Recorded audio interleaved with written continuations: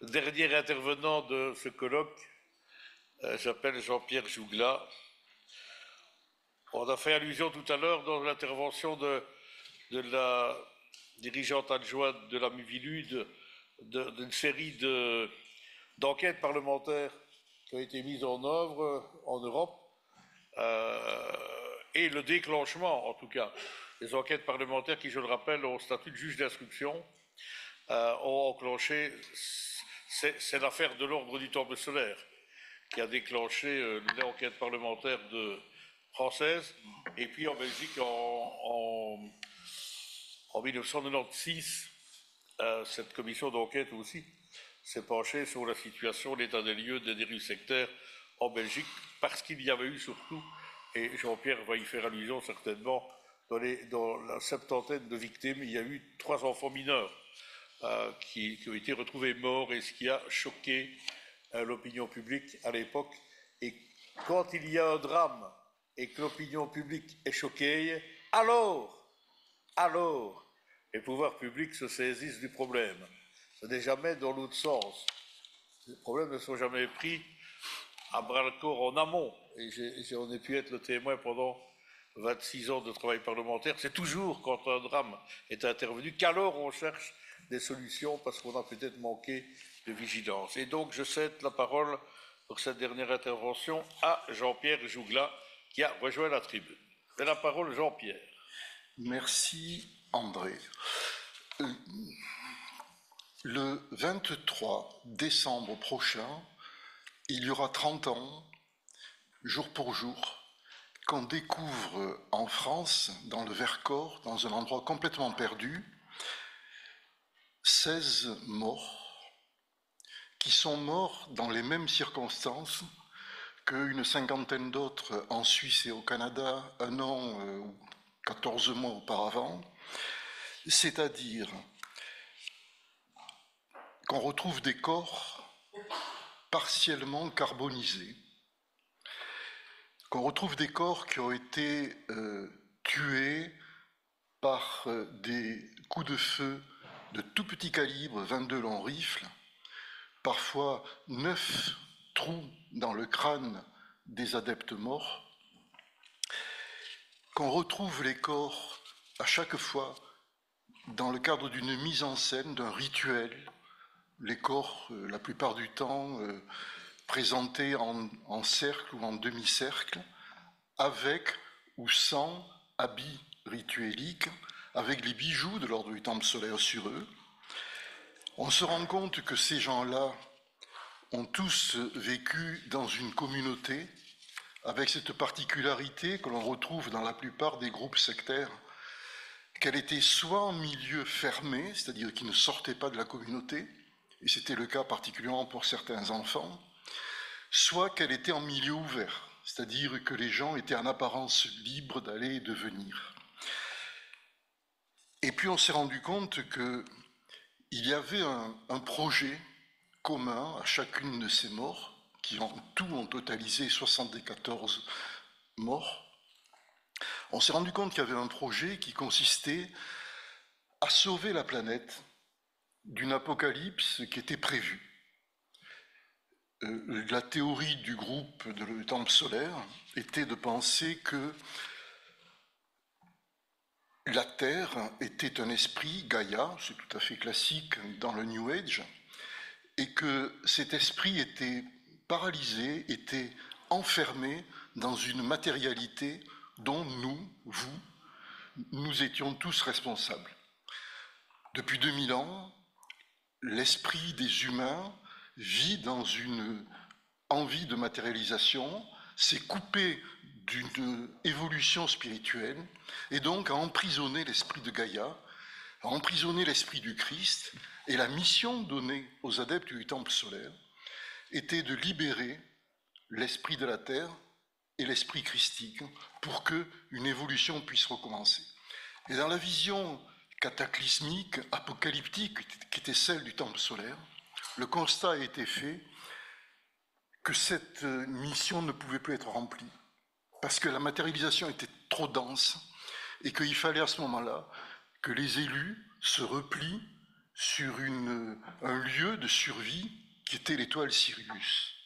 On est dans une vision complètement folle, délirante, mais qui a été partagée par des gens qui n'étaient pas particulièrement vulnérables, contrairement à ce que j'ai entendu aujourd'hui à plusieurs reprises, mais par des gens qui étaient d'un niveau intellectuel développé, pour la plupart, qui pour certains étaient d'un niveau social extrêmement élevé, à la tête de fortunes personnelles importantes, qui pour certains étaient ministres des Finances, par exemple au Canada, et qui ont malgré tout, sont rentrés dans ce délire-là, qui les a amenés à sacrifier leur fortune, mais leur vie. Depuis les 30 dernières années, tout un tas de livres ont été écrits, et vous allez trouver dans ces livres, mais ce qu'on trouve habituellement sur le phénomène sectaire, des gens qui vont contester la réalité de la dimension de l'emprise sectaire, et des gens qui vont dire, mais pas du tout, c'était pas une secte, c'était un groupe de gens qui réfléchissaient, mais qui en savaient trop sur des trafics d'armes internationaux, sur du blanchiment d'argent, et donc il a fallu les supprimer. Et là, on rentre dans une vision complotiste que vous connaissez tous, que je ne vais pas développer, mais qu'on rencontre aujourd'hui sur Internet particulièrement, parce que ça permet de remettre en question le processus, la réalité du processus de l'emprise mentale. Et à 30 ans, quand ces massacres ont eu lieu dans plusieurs pays, et c'est là une première particularité de l'ordre du temple solaire, c'est que les premiers massacres ont eu lieu au Canada pour supprimer l'antéchrist, c'est-à-dire un petit bébé de quelques mois qui, pour des raisons sur lesquelles je ne vais pas rentrer, mais si ça vous intéresse, je pourrais vous donner des détails, a été considéré par la secte comme étant le représentant de l'antéchrist sur Terre, donc le mal absolu. Et avant de quitter la Terre pour partir sur Sirius, il fallait libérer la Terre du mal et donc aller tuer cet enfant et ses parents. Et là, on rentre dans l'abomination. L'enfant a été lacéré de coups de poignard, d'une trentaine de coups de couteau. Il avait 6 mois. Hein. Il a été... Bon, je ne rentre pas dans tous ces détails sordides, mais ça a quand même provoqué un électrochoc qui a amené les divers pays européens à se poser des questions sur ce qui se passait réellement. Non seulement dans les pays européens comme la France, la Belgique, le Luxembourg, la Suisse également, et d'autres pays, mais également au niveau des institutions européennes. On s'est dit, on ne peut pas laisser les choses comme ça. Il y a une particularité de ces drames qui ne sont pas des drames classiques, et il faut se poser des questions. Donc, au niveau européen, des résolutions ont été prises. Et il n'y a pas très longtemps, j'étais amené à faire un exposé sur ce qui s'était passé au niveau européen. Et j'ai été accablé de voir que depuis que ces résolutions ont été prises, on n'a fait que tourner en rond sans apporter de véritables réponses. Et les réponses qui étaient envisagées, c'était de créer un observatoire européen du phénomène sectaire. Vous chercherez l'observatoire européen et vous ne le verrez pas. On a dit qu'il faut aussi prendre en charge les victimes de sectes. Et cette prise en charge, elle a fait long feu, dans la mesure où chaque fois, elle a été traduite dans chacun des États par l'idée que ce n'était pas à l'État d'assurer cette mission, mais qu'il fallait la déléguer à des associations d'aide aux victimes. Lesquelles associations n'ont pas vu les financements qui auraient pu leur permettre de remplir cette mission-là. Et ne sont pas d'ailleurs spécialisés au niveau professionnel pour une véritable prise en charge. Donc quand on se rend compte de ce qu'on a tourné en rond depuis 20 ou 30 ans, mais parfois même régressé par rapport à la prise de conscience, on ne peut qu'être accablé, et en tout cas je le suis personnellement. L'ordre du temple solaire donc a donné lieu à plusieurs procédures pénales. En Suisse, où il y a eu 54 morts. Et très rapidement, ça s'est terminé par un non-lieu, ou une décision de ne plus informer, parce qu'on a constaté que toutes les personnes concernées s'étaient suicidées. Mais on ne s'est pas posé la question de savoir si ce suicide était un suicide classique ou s'il n'y avait pas une dimension d'influence qui avait amené les gens à se suicider. Et pour moi, de temps en temps, je suis amené à penser qu'on est en présence du crime parfait, dans la mesure où, sous l'influence de la doctrine, sous l'influence des gourous, des gens ont pu décider de mettre fin à leur vie de façon en apparence volontaire. Et la Suisse ne s'est pas posé davantage de questions, elle a rasé les lieux des suicides au bulldozer. Et puis elle a dit, il n'y a pas à instruire, il n'y a pas à poursuivre, ils sont tous morts, ils sont tous suicidés. Point final. Quand un an et quelques mois après, les massacres ont eu lieu en décembre 1995 dans le Vercors, là, la justice française a voulu un peu plus approfondir. Et elle a poursuivi un des théoriciens de la doctrine du temple solaire, qui était, vous le connaissez tous certainement, enfin quoique, je me suis rendu compte récemment que toutes les personnes qui étaient nées après 1995 étaient la plupart du temps dans l'ignorance de ce qui s'était passé dans le temple solaire. Donc un mot sur la personne en question, c'était un chef d'orchestre qui a vu une petite renommée au niveau international, qui a bien sûr grossi, et qui s'appelait Michel Tabachnik, et qui était le rédacteur principal de la doctrine du temple solaire. Doctrine qui a été la véritable cause des transits, parce que si ces personnes-là, les 74 qui sont mortes, enfin, je mets à part les enfants qui les ont accompagnés dans la mort, parce que eux n'étaient pas sous l'influence de la doctrine, ils étaient sous l'influence de leurs parents. Et ils ont donc été assassinés par les parents. Donc si je mets à part ces enfants-là, ces personnes qui ont décidé de partir sur Sirius, l'ont fait en adéquation avec ce qui leur était demandé. Je n'avais pas prévu d'en parler, mais je peux vous en dire un mot. C'est-à-dire qu'on les avait embarqués dans une dimension complètement délirante, qui était de faire croire que le corps des adeptes était le lieu d'une transmutation de type alchimique. Vous connaissez le principe de l'alchimie, la nature est en évolution, c'est-à-dire qu'elle part du plomb, et au niveau symbolique, elle devient parfaite quand elle est transformée en or.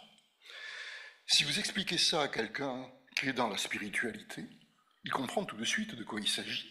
Et il se dit effectivement, il faut que j'évolue, il faut que je me purifie, il faut que je devienne quelqu'un de parfait. Et là, j'aurai rempli le sens de ma vie.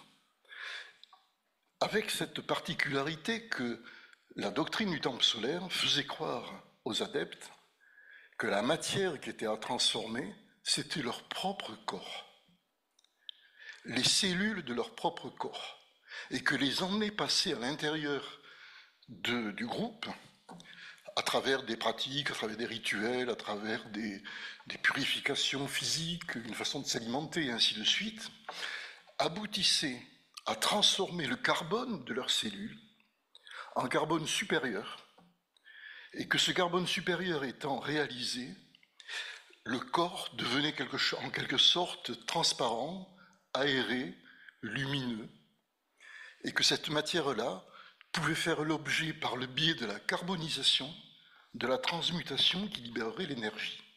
Vous me suivez dans le délire, hein? Donc si vous m'avez suivi jusque-là, vous pouvez comprendre comment, à partir du moment où les gourous vont dire... Pardon?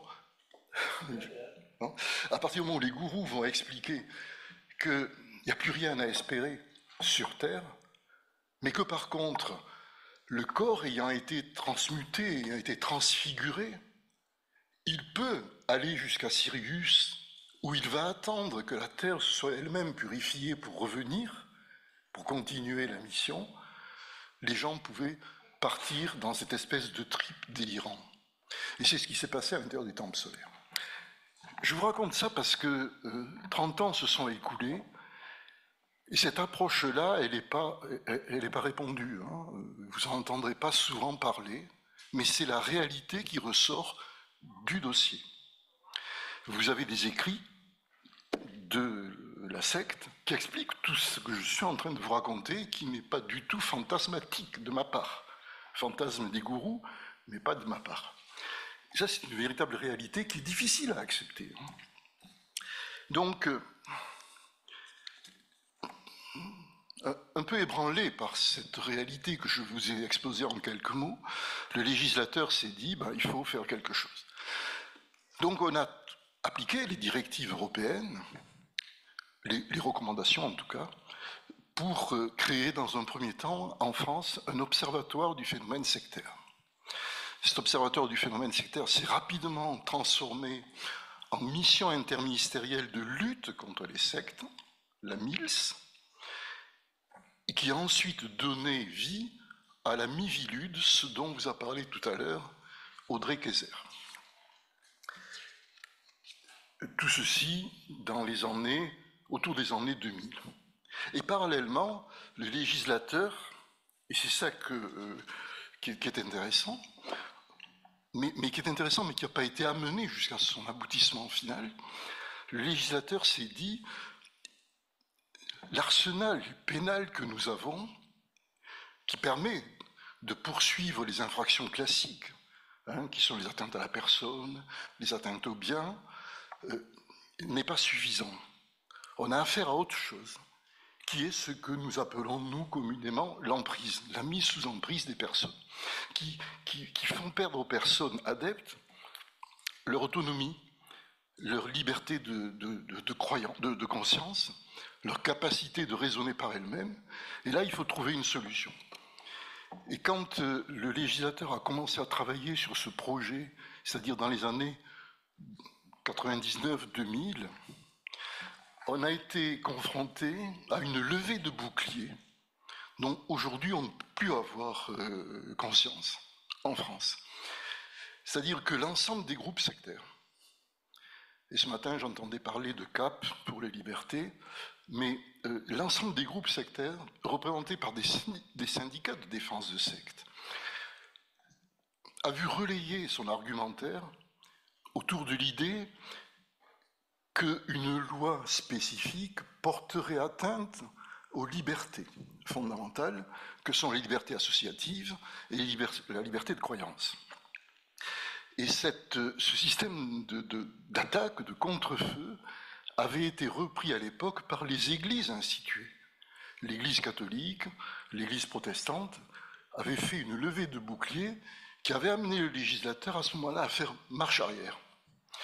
Et cette marche arrière a consisté à dire, on ne peut pas créer un délit d'atteinte aux libertés, on ne peut pas créer un délit d'emprise, de manipulation mentale, et on va essayer de tourner la difficulté en allant chercher une vieille loi qui protégeait les biens de personnes qui étaient en état de faiblesse.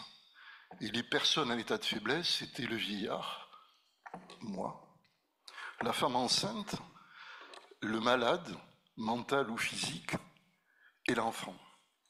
Et ces personnes-là étaient considérées comme des personnes faibles par définition. Et donc, leurs biens devaient être protégés des aigrefins, des escrocs qui voulaient les appauvrir. Donc on est allé chercher cette loi, on l'a déplacée, c'est un peu technique, mais c'est important pour que vous compreniez la mécanique, et l'aboutissement qui a vu le jour il n'y a pas très longtemps, en 2024, en France, on a pris cette vieille loi et on l'a déplacée de la section protection des biens de la personne dans la section protection de la personne elle-même. Première approche.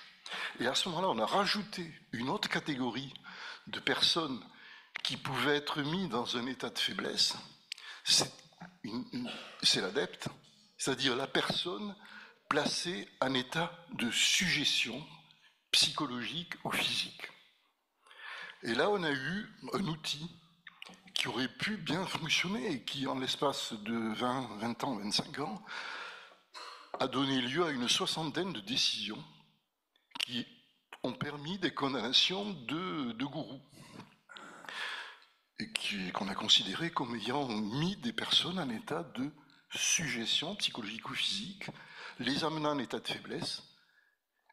Mais dans la pratique, on s'est rapidement rendu compte que les sanctions, d'une part, n'étaient pas importantes, que d'autre part, il y avait énormément de victimes qui n'arrivaient pas à déposer plainte pour tout un tas de raisons, dont celle de l'ignorance de la loi, de la complexité de la mise en œuvre de cette loi, ce qui a amené le législateur, mais il a fallu pour ça plus de 20 ans, à essayer de penser autre chose, et c'est ce qui a été fait dans le cadre de l'impulsion donnée par l'ami Vilude, dont vous a parlé tout à l'heure Audrey Kayser, c'est-à-dire qu'on a créé une loi spécifique qui vient incriminer, cette fois-ci, non plus la mise en état de faiblesse, mais le fait de placer quelqu'un dans un état de sujétion. C'est clair pour chacun. Donc ça, c'est une prise de conscience importante. Mais, à mon sens, elle n'est pas suffisante. Parce que dans les travaux de la loi de 2001, on s'est rendu compte que l'abus de faiblesse, le fait de placer quelqu'un en état de sujétion, c'était à la fois porter atteinte à la dignité de la personne, et c'était également créer des menaces à l'ordre public, et même au-delà, c'était porter atteinte à l'état de droit. Et ça, c'est drôlement intéressant. Mais, personnellement, je fais le constat que ces deux dimensions qui étaient intégrées dans la loi de 2001 n'ont jamais été réellement prises en compte dans l'application concrète des poursuites qui peuvent être menées. Et pourtant, tout ce que vous avez entendu aujourd'hui et tout ce que vous entendez depuis des années, puisque vous êtes des spécialistes de l'emprise sectaire dans chacun de vos pays, tout ce que vous entendez, c'est rien d'autre que, au niveau individuel, des atteintes portées à la dignité de la personne. Et quand j'entends des décisions, quand j'entends le législateur me dire que on ne peut pas remettre en question, par exemple, la prescription pénale, je me dis que que représente la prescription pénale par rapport à l'atteinte à la dignité de la personne? On ne peut pas dire à quelqu'un qui a été détruit intérieurement, à mon ami, c'est trop tard, tu viens 10 ans après, et c'est fini, tu ne peux plus rien faire pénalement. Et c'est ça qui se passe tout le temps. Et là, vous avez une survictimation. Donc, 30 ans après les massacres de l'ordre du Temple solaire, qui ont permis ces prises de conscience dont je viens rapidement de vous parler, il y aurait peut-être encore des choses à faire. Alors, il me reste 5 à 10 minutes, Monsieur le Président. 5 minutes. 5 minutes. Alors, donc je vous ai rapidement parlé des lois françaises, celles de 2001 et celles de 2024. Mais il y a d'autres leçons qui auraient pu être tirées, et je vais terminer par une espèce d'inventaire qui va obligatoirement être incomplet, mais qui vous ouvrira des perspectives dans la réflexion et dans l'action associative à mener auprès de chacun de vos gouvernements si c'est possible chez vous. Et à mon avis, le travail de la FECRIS pourrait être une façon de relayer auprès de gouvernements qui sont timides, timorés par rapport à la notion d'emprise, ce qui a pu être fait au niveau de quelques États européens. Je pense que on peut se rendre compte que malgré les directives, les recommandations européennes, il n'y a aucun accompagnement qui a pu être pensé pour les victimes de sectes. j'ai entendu un terme qui me hérisse chaque fois que je l'entends, les survivants. Je ne peux pas, moi, parler de survivants quand je rencontre d'anciens adeptes. Pour moi, l'ancien adepte, c'est quelqu'un qui a vécu une aventure, certes destructrice, mais ce n'est pas un survivant. Il est porteur d'une vie, il est porteur d'un projet. Et moi, je le dis avec des mots de juriste, il peut un jour redevenir un citoyen, c'est-à-dire cette dimension qu'Aristote nous avait donnée de savoir penser par nous-mêmes, savoir nous diriger nous-mêmes, et il peut retrouver cette dimension-là qui refera de lui un être global. Parler de survivant me semble être une remise en cause de cette dimension qui est celle qui m'a toujours motivé depuis les 50 dernières années où je travaille auprès d'anciens adeptes. Donc, cette première idée de travailler sur un accompagnement de victimes avec une véritable prise en charge par l'État. Et là, je fais une parenthèse. S'il y a une appétence de certains d'entre nous envers les groupes sectaires, c'est qu'il y a quelque part une recherche d'une forme d'exercice de pouvoir que nous ne retrouvons pas dans les réponses légales qui sont données par chacun des États. C'est-à-dire que le modèle démocratique aujourd'hui, je ne veux pas être poussé trop loin devant un représentant de la politique qui est derrière moi et qui pourrait me taper sur la tête, mais j'ai le sentiment que les gens qui rentrent dans des sectes y vont parce qu'ils ne trouvent plus de réponse aux besoins de cadres politiques que la société positive devrait leur donner. Et ils vont la chercher dans des vieilles formes archaïques de pouvoir, qui sont celles, en gros, de l'époque féodale, où on a un seigneur qui est tout-puissant, qui détient tous les pouvoirs législatifs, exécutifs, judiciaires entre ses seules mains, et qui, parce qu'il les détient tous dans ses seules mains, devient, aux yeux de l'adepte, quelqu'un de tout-puissant, c'est-à-dire quelqu'un qui mérite à ce moment-là d'être suivi, parce que les choses sont claires avec lui. Donc là on est en présence de l'atteinte à l'ordre public, dont la loi de 2001 était porteuse. Première idée sur laquelle il faudrait travailler, c'est cette prise en charge de la victime pour lui permettre d'avoir une reconstruction à la fois psychologique, mais à la fois au niveau du préjudice qui a été le sien sur le plan financier. Et quand on rencontre des gens, ces dernières années, j'ai travaillé avec la conférence des évêques. Vous avez entendu tout à l'heure la sœur Véronique Magron, et je peux vous garantir que quand on rencontre des victimes de l'Église, ou de communautés qui se réclament de l'Église, on est parfois en présence de gens qui ont été de véritables esclaves dans toutes les dimensions du terme.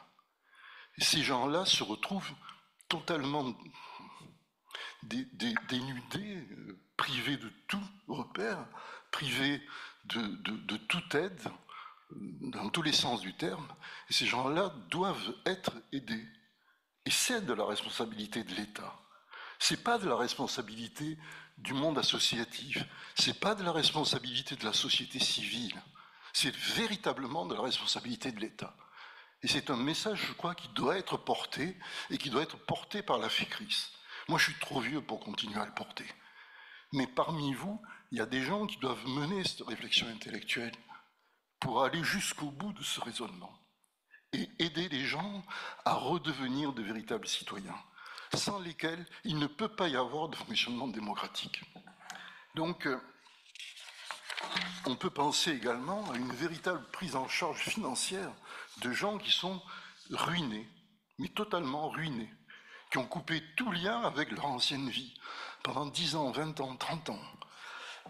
On pourrait imaginer aussi pour les juristes un système d'aide juridictionnelle pour les gens qui sont ruinés complètement, mais qui soient dignes de ce nom, qui permettent à des professionnels du droit de travailler vraiment. Un dossier de victime de secte, c'est des centaines d'heures de travail. On ne peut pas accompagner une victime de secte si on ne connaît pas, par exemple, le contenu de la doctrine à laquelle la victime a adhéré. Et pénétrer la doctrine d'une secte, c'est parfois des centaines et des centaines d'heures de lecture, d'immersion. Mais comment facturer ça au niveau du travail de cabinet? C'est pas possible. Donc il faut qu'il y ait une véritable aide de ce côté-là. On pourrait également imaginer, par rapport à tous les groupes qui portent sur la santé, par exemple, les systèmes alternatifs de soins, de faire un suivi des résultats obtenus par les soins alternatifs. C'est-à-dire comptabiliser les morts. Quand un médecin commet une faute professionnelle dans l'exercice de son métier, eh ben, il va être suivi et il va pouvoir être sanctionné parfois. Quand un thérapeute à la noix amène quelqu'un à la mort, soit parce qu'il y a un défaut de soins, soit parce qu'il y a un suicide, mais la plupart du temps, on ne se pose pas la question du devenir. Quand un gourou, je passe sur un autre plan, quand un gourou est sanctionné par une décision de justice, quel est le suivi qui est effectué sur le devenir de ce gourou? Moi, j'ai souvenir de dossiers où le gourou, entre le moment où il est sanctionné en première instance et le moment où il passe un appel, il quitte le pays, il va dans un pays limitrophe et il continue ses activités. Il n'y a aucun suivi de ce côté-là. Et ainsi de suite. Je pourrais multiplier. Donc, on pourrait aussi penser à un renforcement de la coopération internationale au niveau du phénomène sectaire.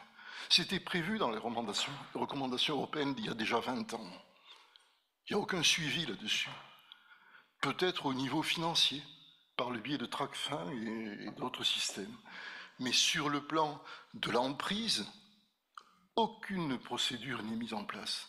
Donc, il y a beaucoup de travail qui s'ouvre devant vous et dont les prémices, les bases ont été posées par les drames de l'ordre du Temple solaire, il y a 30 ans. Et je vous garantis, pour suivre des victimes de l'ordre du Temple solaire aujourd'hui encore, d'anciens adeptes ou des enfants d'adeptes, que l'emprise, même si les gourous officiellement sont morts il y a 30 ans, l'emprise continue à s'exercer chez eux. Et certains vivent encore dans un véritable état de terreur. Personnellement, je crois que le phénomène sectaire, c'est un des problèmes majeurs de nos sociétés au niveau politique.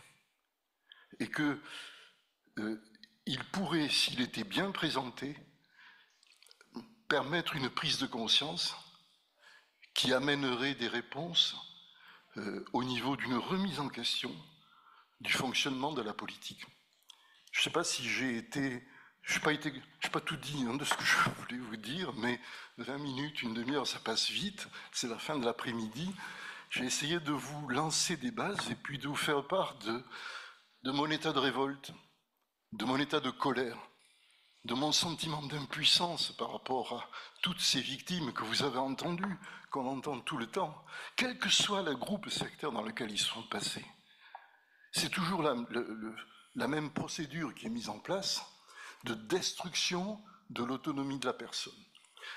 Avec cette possibilité tout le temps de rebondir chez certains, et ça c'est la meilleure des choses, et ce sont ces gens-là qui viennent parler de ce qu'ils ont vécu, parfois même sans avoir les mots qui leur permettent d'expliquer la réalité de ce vécu quotidien.